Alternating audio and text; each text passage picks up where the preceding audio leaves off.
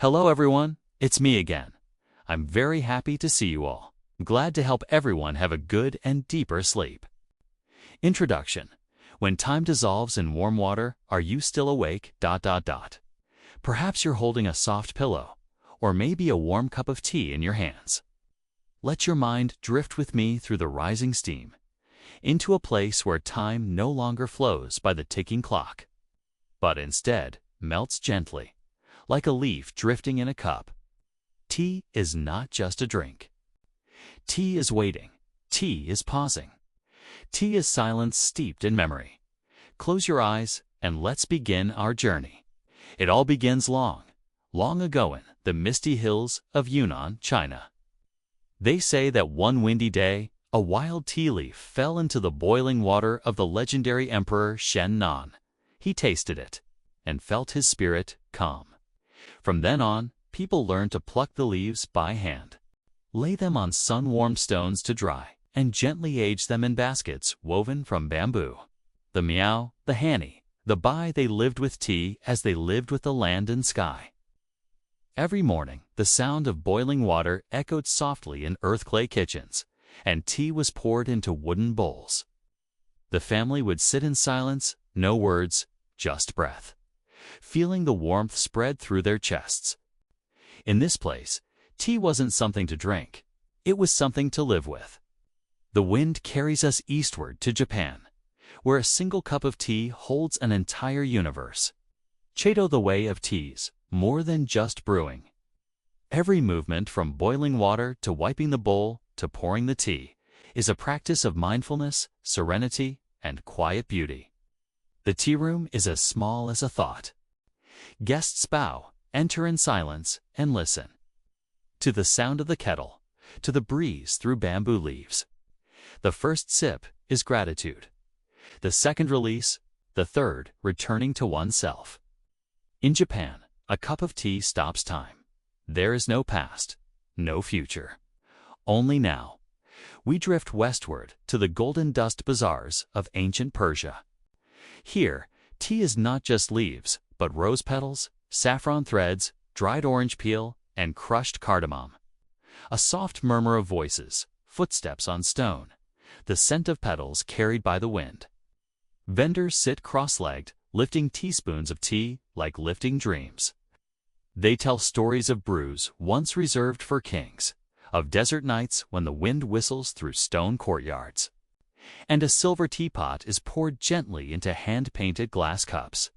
In Persia, tea is remembrance, a tribute to someone who once stepped into your heart as lightly as a falling rose into water. Now we follow the caravans along the Silk Road. The desert night is cold. A fire flickers and a brass kettle sits on a warm stone. Water boils slowly, almost like a sigh. Traders, storytellers, wanderers gather round, cradling simple wooden cups of tea, sharing tales of cities far away, where the wind carries the scent of oceans and dreams of homes not yet built. Each sip is a prayer sent into the dark, and each night a journey inward. London, 17th century. Rain drizzles, wind curls down narrow cobbled streets. In a quiet alley, a new kind of house has opened, a tea house. Candles flicker, wooden chairs creak. A fireplace crackles, gentlemen in long coats sip dark tea perfumed with bergamot. They read, write, speak softly. The tea maker moves with quiet precision, stirring, pouring, placing the cup as if offering a ceremony. In London, tea became a refuge from the storm outside and the ones inside. But tea was more than warmth. It became an empire. The East India Company shipped thousands of crates from China and India to Europe. Massive ships sliced across oceans, carrying leaves lighter than feathers, but powerful enough to shift the course of history. Behind the contracts, parties, and conflicts, tea remained still, packed tightly in wooden chests, waiting to be poured, waiting to be shared. In the noise of history, tea stayed silent.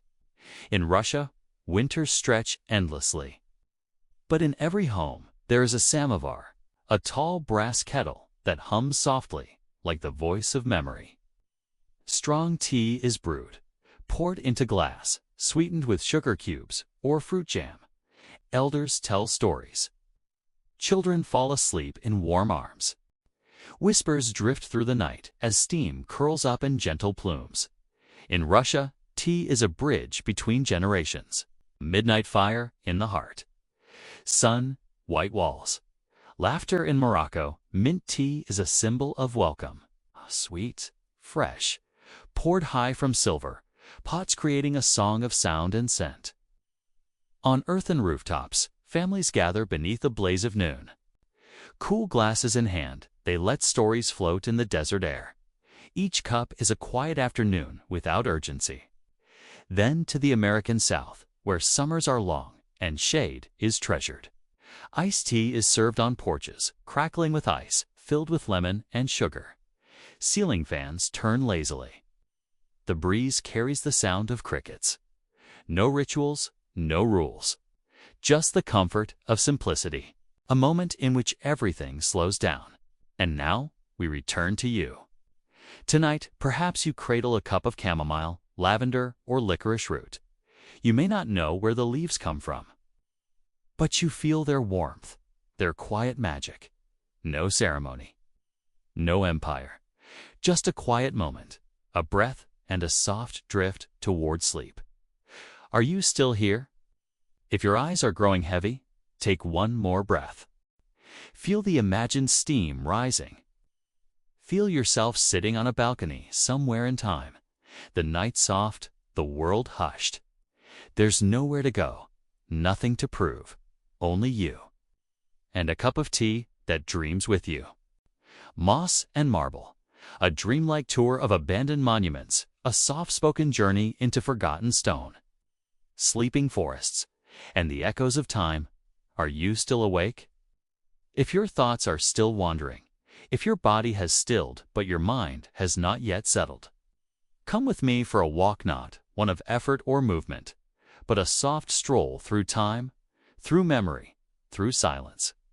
We will not need bags. We will not need roads. We only need the hush of night and the breath of stillness. For there is a world out there, gently tucked away. A world where stone sleeps beneath moss, where trees remember temples, where wind sings to ruins that have not heard human voices in centuries. Tonight, we go to that world. You and I and no one else. In the golden heart of the Syrian desert lies Palmyra, once a thriving city of pillars and silk, of merchants and music. Now it rests. Imagine standing among fallen columns, their tops eroded by wind and time. Imagine dust swirling gently around your feet, like the ghosts of caravans long gone. There are no voices here, no footsteps, no wagons, only the sound of the desert breathing. And yet, the city is not gone. It is merely sleeping. The stones remember everything, they just no longer need to speak. Nestled in the green hills of ancient Anatolia lie theaters once alive with song, laughter, drama. Now, grass grows between the stone seats. Birds nest in the crevices. The stage is silent, but not empty. You sit in one of those weathered seats. The air is warm, and somewhere nearby a breeze lifts a leaf into the air like a solo dancer. No one else is here. And yet, you feel as though the chorus could return at any moment. The ruins don't mourn, they simply wait. And in their waiting, they welcome you. Deep within Cambodia's forests, Angkor Wat is no longer guarded by soldiers, but by trees. Enormous roots curl over towers and windows like protective arms. Stone bas-reliefs disappear beneath lichen and leaf. You walk softly, step by step, through passageways that echo with the quiet of centuries. Here, gods once looked down upon processions and prayers. Now they watch the dance of light through leaves and listen to the forest's breath. Nature has not claimed the temple in conquest, but in love. In the highlands of Greece, cloaked in mists and pine, the Oracle of Delphi sleeps beneath open sky. Once pilgrims came with heavy questions and hopeful hearts. Now the marble platform lies still, warmed only by sun and silence. You step onto ancient ground.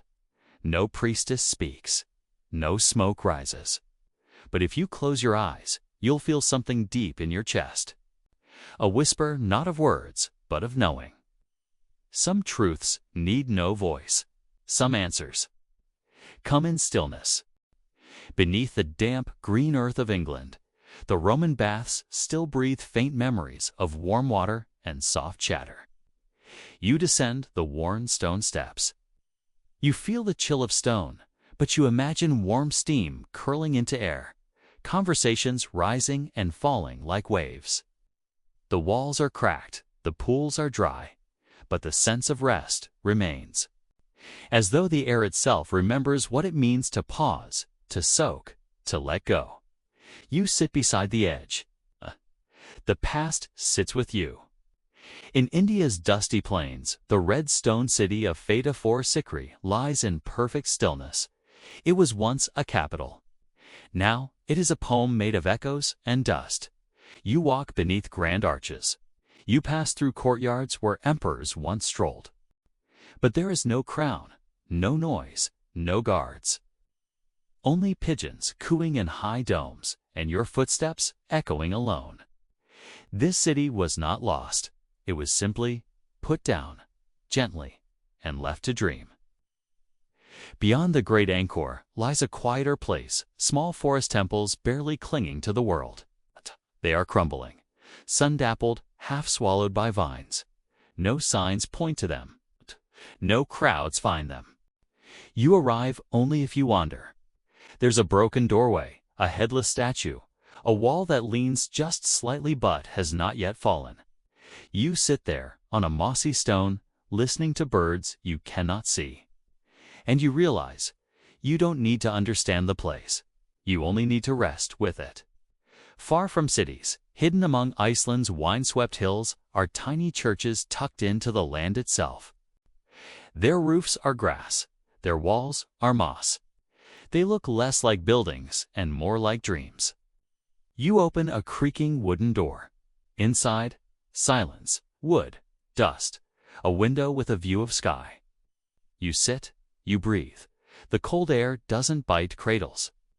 There are no sermons here, only sacred quiet. On a cliff above a gray sea stands a ruined castle, its tower leaning, its windows broken. Storms once raged here. Torches once burned, now only wind. You find a stone bench, cracked with age. You sit, and the sea sighs below. A gull calls once, then vanishes. The castle does not try to impress.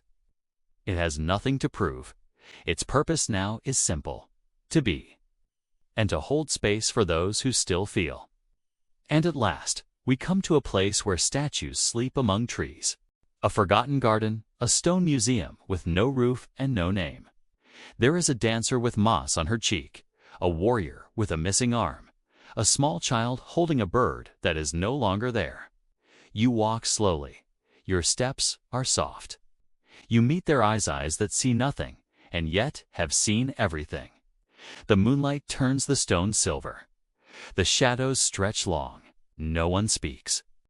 But every statue seems to whisper, "Rest with us a while."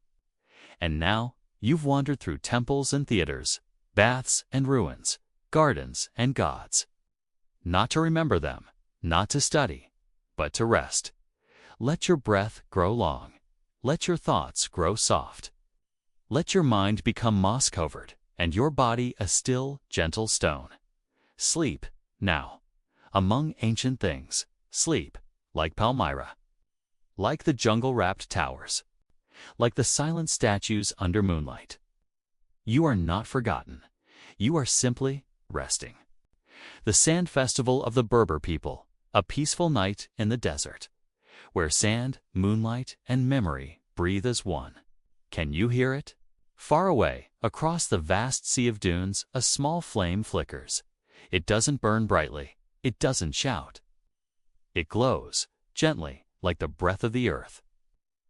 And around that flame, a circle begins to form.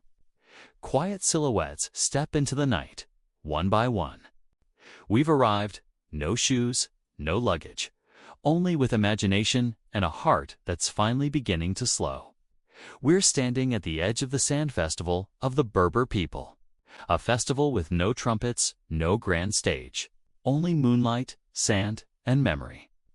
The Berber night begins when the sun slips behind the final line of dunes. The desert wind grows quiet, almost as if it, too, is tired from its journey. The heat fades. The air cools, a thin blanket draped gently across the world. You walk barefoot across soft sand. Each grain brushes against your toes like a quiet greeting. The full moon rises, not fierce, but calm, as if it, too, is listening. And in that hush, you see them. The Berber people. They don't call out. They don't wave. They smile softly and gesture for you to join the circle. You look down. Great spirals and rings drawn carefully by hand, by sticks, by barefoot toes. The sand has been smoothed like velvet. Each swirl, a silent echo of movement, a soft map of presence. The elders walk first, tracing every curve like they are reciting a poem. The younger ones follow, quick and playful, yet never disrupting the rhythm. You sit down, fingers gently following one of the curves. The sand is cool, tender, like memory. And the circle leads you somewhere deeper than language. A woman begins to hum. Her voice doesn't rise. It flows. It's not meant to impress, but to soothe. Another voice joins, Tayin, and then another. A soft web of sound is woven, not to be heard, but to be felt. You don't understand the words, but your heart does. It feels like a lullaby from long ago, a song not meant to tell a story, but to remind you of something you didn't know you'd forgotten. As the songs fade, the elders begin to tell stories, not with words, but with shadow. They use their hands, scarves, and small sticks to shape figures by firelight. Stories unfold on the soft canvas of sand. A camel appears, flickering with flame. Then a nomad crossing a storm. No one speaks. Then a heart, beating slowly, wide and still. No one claps. But every eye follows. The circles remain, as if watching a piece of their own memory brought to life. The shadows gone. Somehow, you follow the dancing shadows, and, melted into wind, you find yourself there too. When the night begins to fade, place their hand gently to their heart. You brush sand from your clothes. Ah, the fire is quiet now. The songs, you rise. Ah, but you know, it is not the sand leaving you. It is you who will carry the sand home in your dreams. The Berber people do not say goodbye. They smile and watch you walk away. You look back. The towers of sand are still standing, almost like a dream. The shadows have vanished, but the memory has not. Close your eyes now. Once, imagine yourself lying on warm dunes beneath a sky full of stars. A cool wind runs its fingers through your hair. And far off, a voice hums softly. Sand never forgets. The moon never sleeps. And you were there, within the circle of those who dream. The lantern boats of ancient Egypt, a dull and drifting story for sleep. Long ago, by the wide, slow river called the Nile, in a land made of stone, sun, and sand. There was a night, not one night, but many, when people did not sleep. But they did not talk either. They did not dance. They did not celebrate in the way you might expect. Instead, they got into small boats. Not large boats, not fast boats. Just long wooden boats that creaked softly when stepped upon. Each person carried one thing, a lantern. These were not electric lanterns. They did not blink or change color. They had no buttons. They were made of clay and oil and small bits of flame. Each lantern hung from a stick, and each stick stood upright in the boat. Sometimes the wind made the flame flicker. Sometimes it did not. Some lanterns swayed, some stayed still. There were no decorations, no writing, just light and shadow. No one spoke. That was the rule. Or maybe it wasn't a rule. Maybe it was simply what happened, because silence was easier. No one asked questions. No one told stories. No one even hummed. They just sat. Each person in their boat, with their lantern. The boats moved slowly. Very slowly. The water made sounds. Not exciting ones. Just soft slaps against the wood. Like lap, lap, lap. Sometimes gloop. Occasionally slush. That was all. The Nile didn't hurry. It had seen many things. Floods, pharaohs, more boats than you could count. But on nights like these, it simply flowed. Steady, flat. The boats didn't steer much. They drifted, sometimes closer together, sometimes farther apart. Some bumped gently, then drifted again. There were no stars. Or maybe there were, but no one looked up. The lanterns sometimes had little ornaments. Tiny metal rings, little discs of bone, fragments of copper.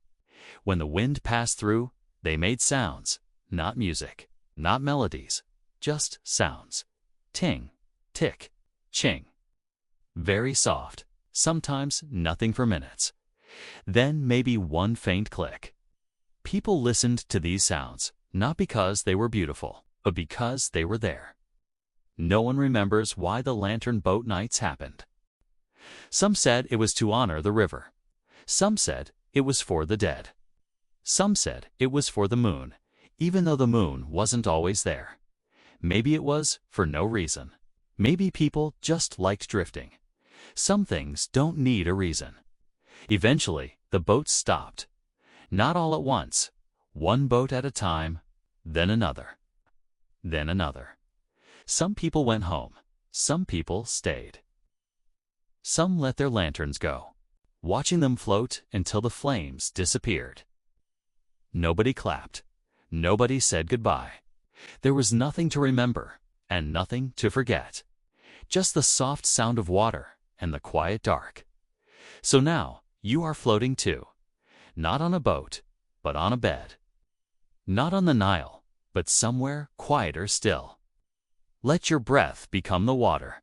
Let your thoughts be small lanterns. Let silence carry you. No more talking. No more rowing. Just drifting. Just sleep. Sleep well, little boat. The river is waiting.